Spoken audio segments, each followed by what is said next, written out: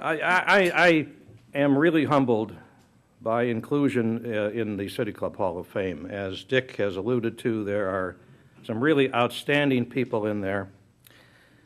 I'm not a nationally known figure. I've never been a political activist, but I have attended many, many City Club forums. I've had the great joy of trying to skewer some of our speakers who needed to be skewered. It's been a pleasure to participate in the life and the fabric of our society, and I thank the club for having given me this opportunity to participate.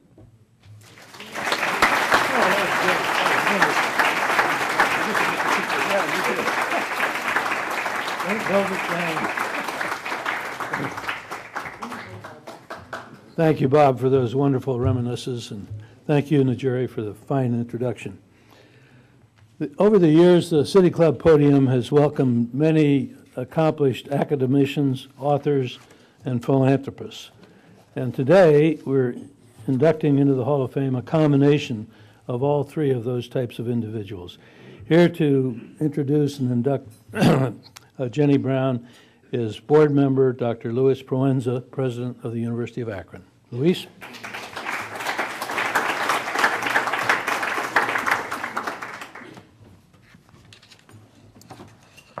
Thank you, Dick, and it is my great privilege and honor to present to you for induction into the City Club Hall of Fame, Jeanette Grasselli Brown.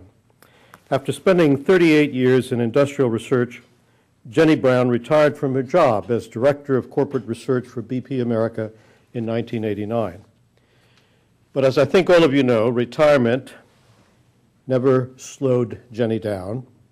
It only has allowed her to become even more accomplished professionally, and it has given her more time to make an impact on the city of Cleveland, Northeast Ohio, and indeed our great state of Ohio. From 1989 to 1995, Jenny served as a distinguished visiting professor and director of research enhancement at her alma mater, Ohio University. In 1995, she was appointed by Governor Voinovich to the Ohio Board of Regents. She was reappointed then by Governor Taft in 1999, when I came to know her first, and she is a past chair of that board. She also was vice chair of the Governor's Commission on Teacher Success in 2002. Jenny has been a director on the boards of six Fortune 500 corporations and has served on the White House Joint High-Level Advisory Panel for assessing U.S.-Japan science and technology. Despite her endless list of professional and volunteer work, Jenny still has found time to commit herself to furthering the mission of many nonprofit organizations in this area, to which several are a testament today. The City Club has been extremely fortunate to benefit from Jenny's passion, enthusiasm, and commitment to our community. A City Club member for nearly 20 years, Jenny has served as the treasurer of the Forum Foundation Board, as a City Club speaker, and as an informal ambassador for the City Club in our community. But the City Club, as all of you know, all too well, I'm sure, is not the only organization in which Jenny has put to use her talents to make an impact. She is the co-chair of the Neurological Institute Board for the Cleveland Clinic Foundation and a board member of the Great Lakes Science Center, One Community, the Cleveland Hungarian Development Panel, the Cleveland Orchestra, Friends of EPrep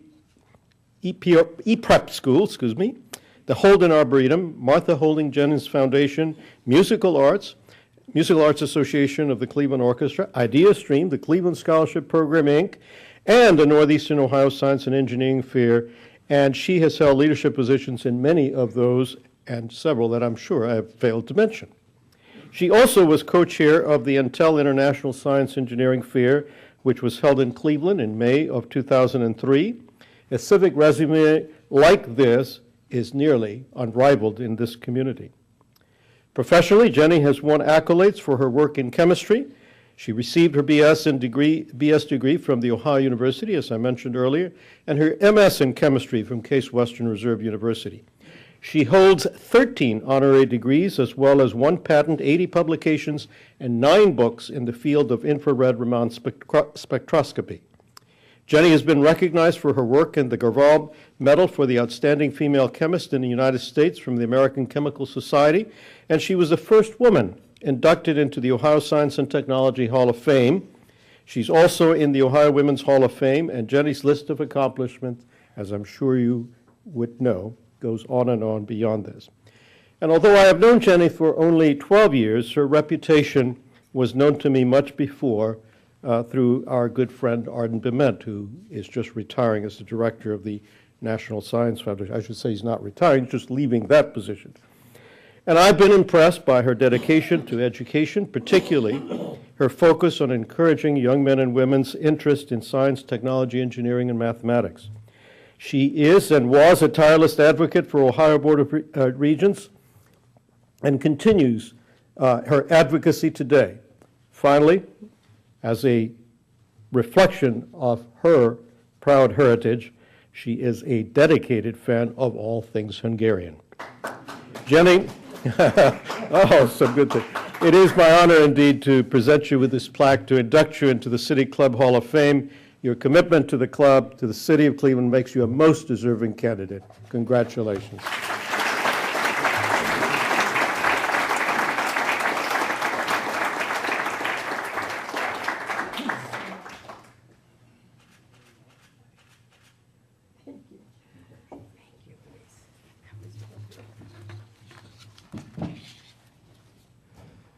Thank you so much, Louise. That was a very warm introduction. And my dad used to say, you know, it's not enough to be Hungarian, but it doesn't hurt.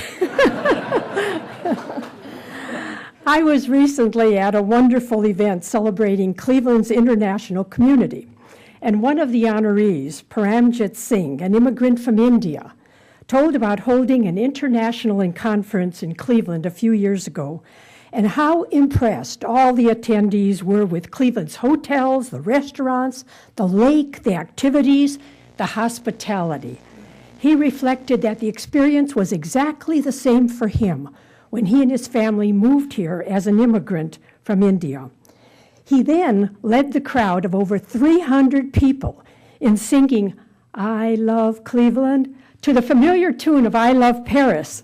It's on YouTube. You should watch it. Everyone sang, and everyone believed. As Mr. Singh said, Cleveland is the best location in the nation. So as I thought about my remarks for today and reflected on the almost 100-year history of the City Club, and that was super, Bob, to have that background, this is the oldest forum of free speech and the exchange of ideas about the issues of the day, unquote, in the country. And I realize that these two observations are related because the City Club is indeed a citadel of democracy where freedom of speech and the press, the very foundations of democracy, are practiced and open to all. And the American democracy was built by immigrants.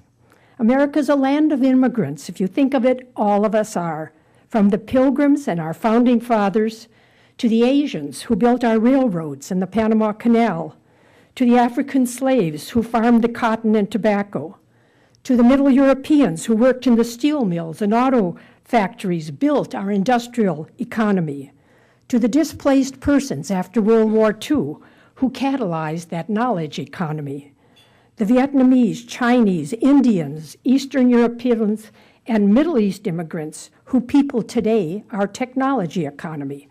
We're all immigrants, and we have built the greatest country in the world. We've just gone through a really severe economic crisis, but we need to remember that America has always had cycles of crisis and renewal.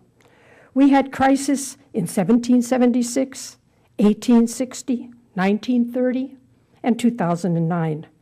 And today, more than ever, we're instantly aware of what is happening everywhere because of the information age we live in. But we can and we will recover from the crises today and in the future